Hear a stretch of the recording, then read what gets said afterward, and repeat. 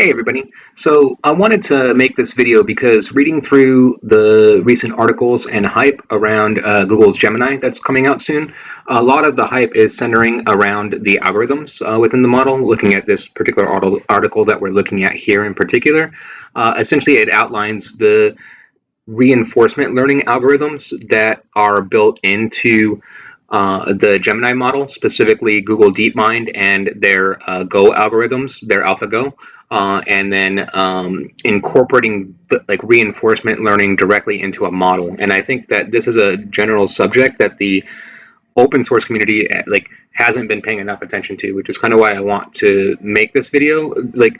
To me, when I see like developers and reinforcement learning, it seems like there's two camps. Like anyone that is like into like video games and around that, they get into reinforcement learning. But anyone else, they're just ignoring like reinforcement learning overall in the models. And then what I've seen and what I've seen from Jump, and then what I think that Google sees is that if you want multimodality within your model, like you want flexibility, you truly want those aspects, you need to incorporate reinforcement learning within your actual training. And I just want to illustrate that through a few points here in this video. So first thing I want to go over is, just for anyone that needs it, exactly what supervised, unsupervised, and reinforcement learning are. So most people, when you think of AI, you're really familiar with supervised and or unsupervised learning, which is supervised learning is you give the model the data with labels on it. So if it's you're giving it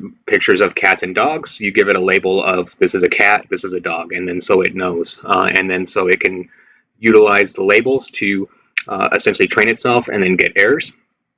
With unsupervised learning, it's still data-based, and then you give the model the data without any sort of labels, and then essentially you split the test data, and then the goal is that the model is able to predict like what the next outcome is in the text without labels in the data. And then reinforcement learning is a completely different concept, which is not based off of data, which is why it gets largely ignored. It's based off of environments, so that's why it's largely used in video games. And so with this grounding and understanding, the next place that I want to show you guys is this.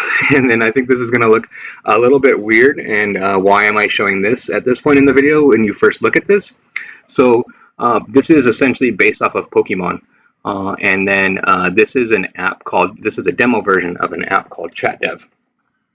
And think of like all of these individual little characters that we're looking at here as individual LLM models and agents, AI agents. And then so these individual AI agents, they live in this Pokemon world. And then each one of these individual agents within the Pokemon world, they have their own individual jobs. So like one is an architect, there's writers, etc. And then so to these AI agents, they live in this world. Like this Pokemon world is their world. This is their environment.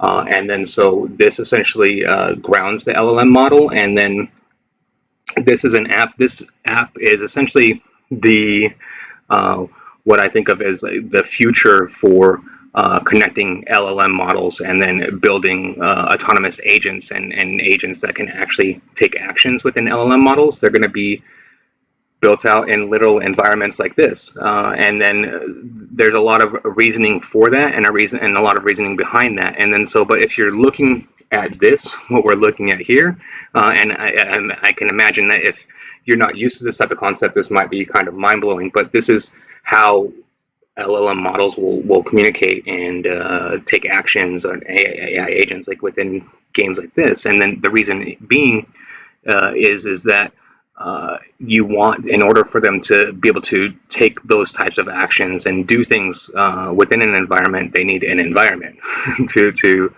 ground themselves in. And then so easy way to give an AI agent an environment to ground themselves in is like through like a little like town, for example, and then where they all have their own individual jobs and they all function within their own individual jobs and within the town.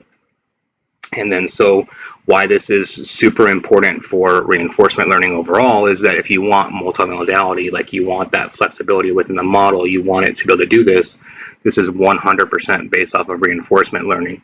And in order to achieve this, it's not data-based. And then so the more that we go into multimodality, the more important it will be to focus on reinforcement learning. And then so I just want to highlight that overall. And then my opinions overall are, I'm not stating that reinforcement learning is the be-all, end-all when it comes to this chart. I think that all three are important. I think that if you want to train the best model, you train it on supervised learning, you train it on unsupervised learning, and then you train it on reinforcement learning. And I think it's that combination. And I think that, to me, it seems overall that when we're talking about getting the most out of your model and then trying to optimize performance, it comes down to combinations of the algorithms, combinations of the trainings. And then the more combinations that you throw in there, that seems to be what is the best, not necessarily the specific combinations, but the fact that you're combining. I think that's the key. And then giving it more and more flexibility within that. And so hope you guys like this type of content. Please like and subscribe, and please, open source community, pay more attention to reinforcement learning within training of models. Thank you.